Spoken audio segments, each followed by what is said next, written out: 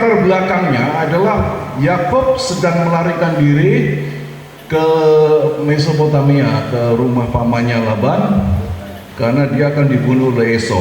Nah, di tempat itulah yang kemudian diberi nama olehnya Betel, rumah Allah. Dia bertemu dengan Tuhan, ya. Jadi dia melihat bahwa di bumi ada tangga yang dibangun sampai tembus ke langit, ya. Nggak tahu ujungnya sampai kemana, tapi kita meyakini bahwa itulah tangga yang menuju ke surga. Karena ayat berikutnya dinyatakan bahwa Tuhan ternyata berada di samping atau di dekat Yakub. Ya. Ada terjemahan yang lain dalam bahasa Inggris bahwa Tuhan berdiri di atas tangga itu, jadi dia masih di surga. Ya. Dan apa yang saya mau sampaikan, karena ini akan mendasari isi daripada firman Tuhan selanjutnya, bahwa Tuhan ada di satu ketinggian, yaitu surga yang punya ukuran, punya dimensi ketinggian sangat tinggi, tidak bisa ditentukan, ya, tidak terbatas. Sedang Yakub ada di atas muka bumi, tidur di Betel, ya. Bumi kita yang ada di atasnya, bahkan alam semesta ini semua dibatasi oleh ukuran yang namanya sisi, panjang, lebar, tinggi, dan waktu. Jadi ada 4, karena itu semua, baik makhluk hidup, baik apapun lah, termasuk bintang-bintang, itu 4 dimensi. Itu sudah batasan yang diciptakan Tuhan, dan ada yang bisa keluar dari situ. Semua terbatas dalam 4 dimensi.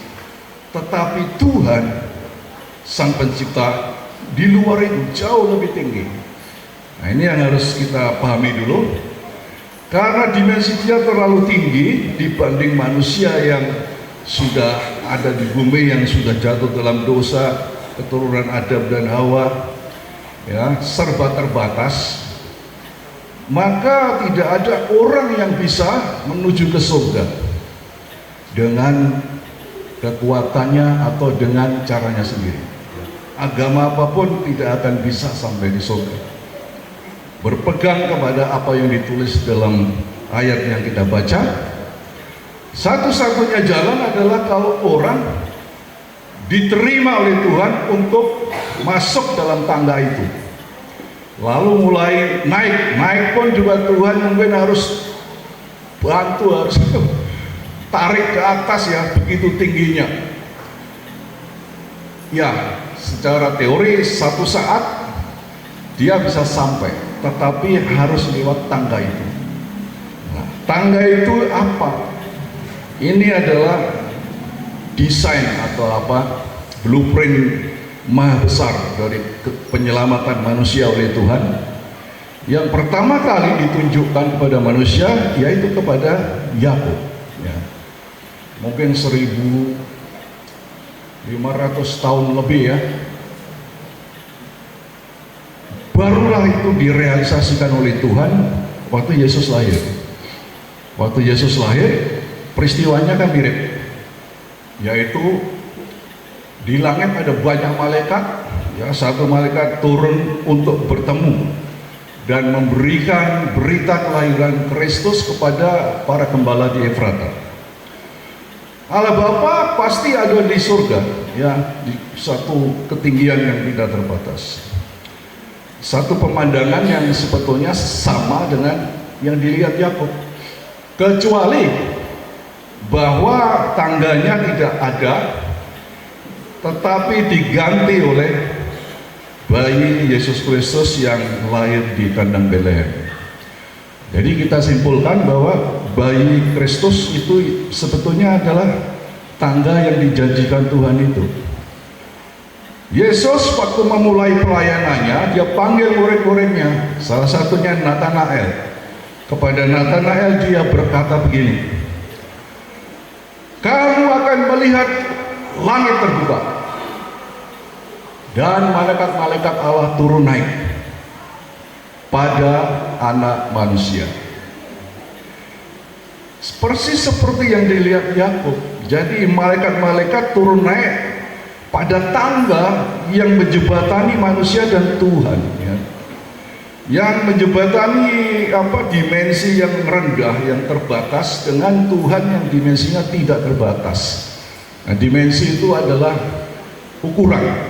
Dia juga bisa berarti level, tingkatan, atau derajat, ya, derajat keserupaan dengan Kristus. Jadi itu diperkuat oleh Yesus Kristus pada waktu dia berkata, "Akulah jalan dan kebenaran dan hidup, tidak seorang pun sampai kepada Bapa kecuali melalui aku."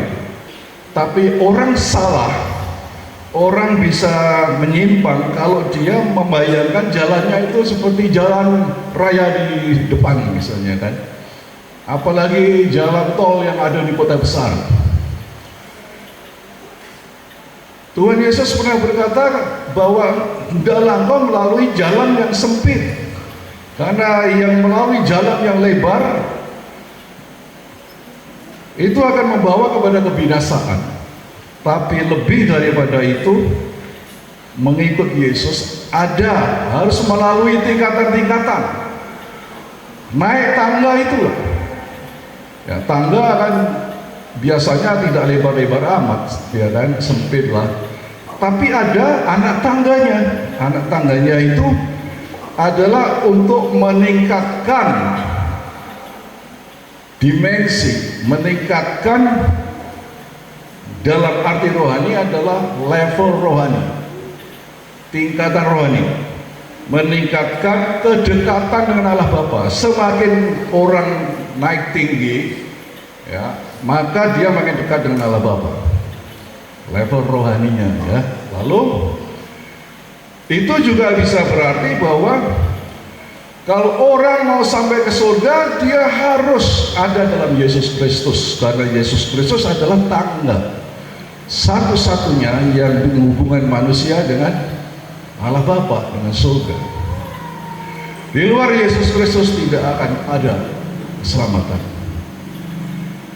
Lalu ini berarti bahwa orang Kristen pun tidak semuanya akan sampai di surga, karena ternyata banyak yang belum masuk ke tangga itu, ya, masih berkeliaran. Kalau tangganya itu taruhlah ya di pojok situ, ya, masih banyak yang berkeliaran di sekitarnya, belum naik. Kalau sudah naik itu artinya hidupnya sudah di dalam Yesus, karena Yesus adalah tangga Allah.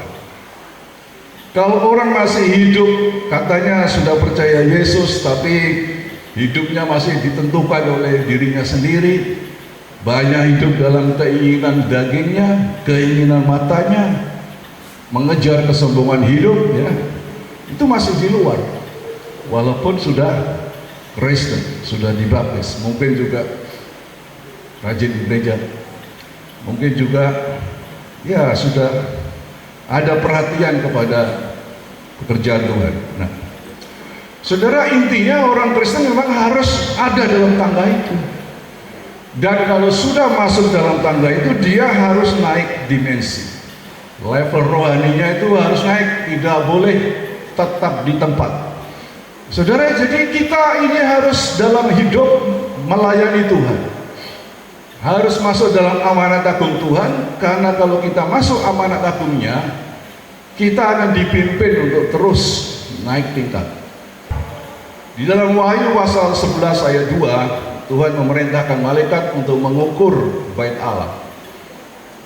Ukurlah itu bait Allah, ruang maha kudus, ruang kudus, terus halaman altar yang ada mezbahnya, halaman altar yang paling pinggir, yang paling luar jangan diukur, ya, itu bunyinya timbul, karena sudah diserahkan kepada bangsa-bangsa untuk diinjak-injak.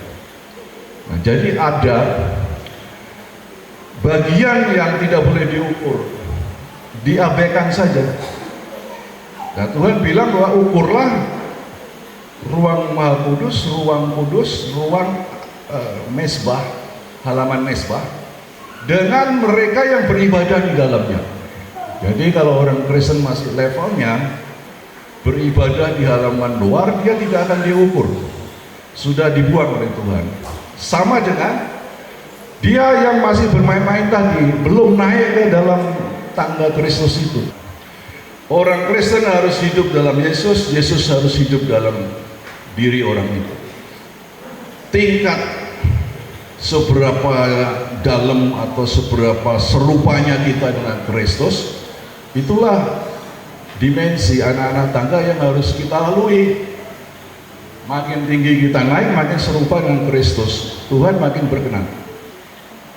Bahwa engkau suam-suam kuku, engkau tidak panas, engkau tidak dingin. Kalau engkau suam-suam kuku, aku akan memutahkan engkau, ya. Dalam engkau panas atau dingin. Jadi Tuhan kalau udah dingin ya udah singkirin, nggak usah diperhatikan. Kalau panas ya itu yang Tuhan mau.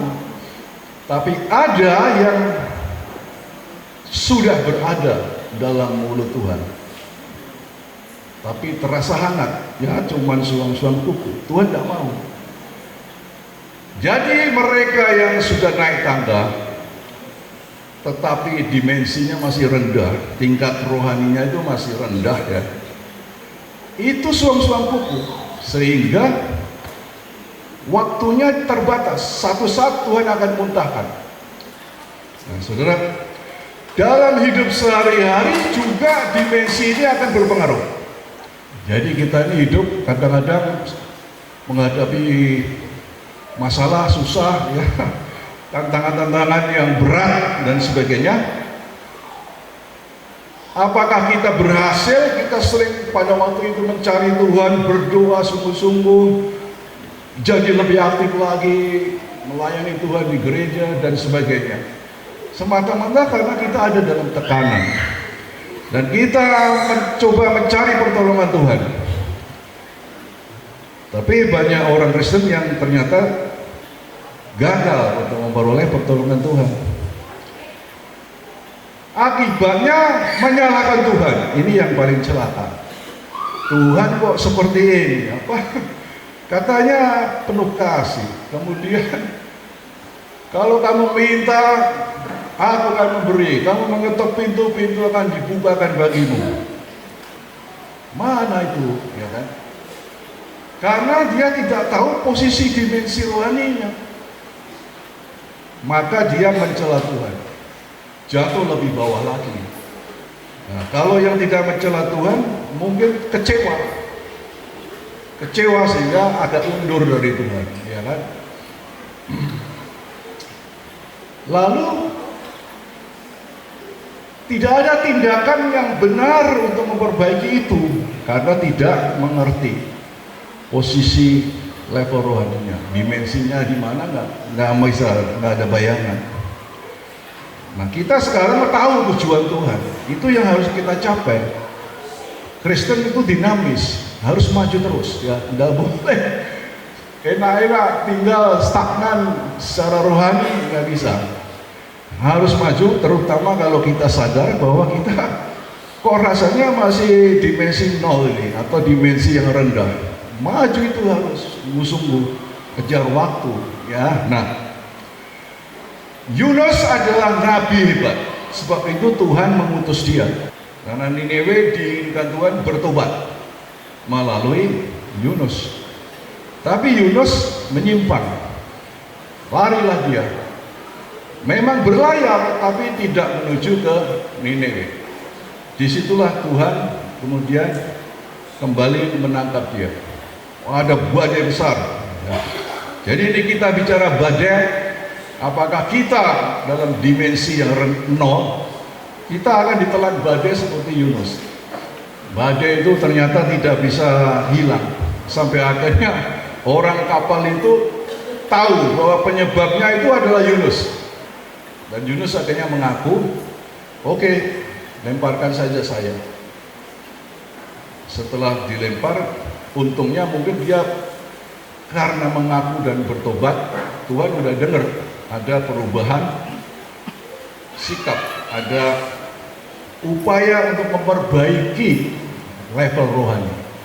Sebagai nabi dia mestinya sudah tinggi, tapi itu melorot ya, drop, turun karena dia lari dari panggilan Tuhan atau tidak taat, sehingga itu dimensinya drop.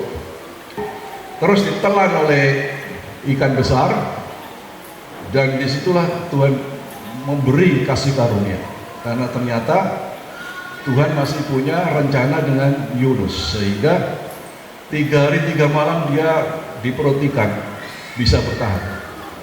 Tentu bukan hidup yang enak, tapi dia ternyata dimuntahkan lagi setelah sampai di pantai ya. Dan disitulah dia betul-betul kemudian mengerjakan pekerjaan Tuhan ke Niniwe, berkhotbah, sehingga bertobatlah seluruh Niniwe. Orang Kristen yang dimensinya rendah atau dari dimensi tinggi jatuh, kalau tidak ada pertobatan, dia akan hancur, mati ditelan badai ya. Jadi kata kuncinya yang harus dikejar tiap orang Kristen harus naik dimensi. Nabi semacam Yunus saja bisa jatuh seperti itu kalau dia ingkar dari perintah Tuhan. Nah, saya mau tanya, ya tadi saya sudah sebutkan perintah Yesus Kristus di dalam amanat agung. Jika Roh Kudus sudah turun atas kamu, kamu akan menerima kuasa dan kamu menjadi saksiku dari Yerusalem dan Yudea dan Samaria dan ujung bumi. Kita ini taat, kita ini sudah bertindak, terlibat dalam amanat agung menjadi saksi Kristus atau belum? Ya kan? Kalau belum, apa bedanya sama Nabi Yunus? Ya. Yunus lari, kita lari tapi mungkin diam di tempat juga iya, tapi nggak mau tahu ya.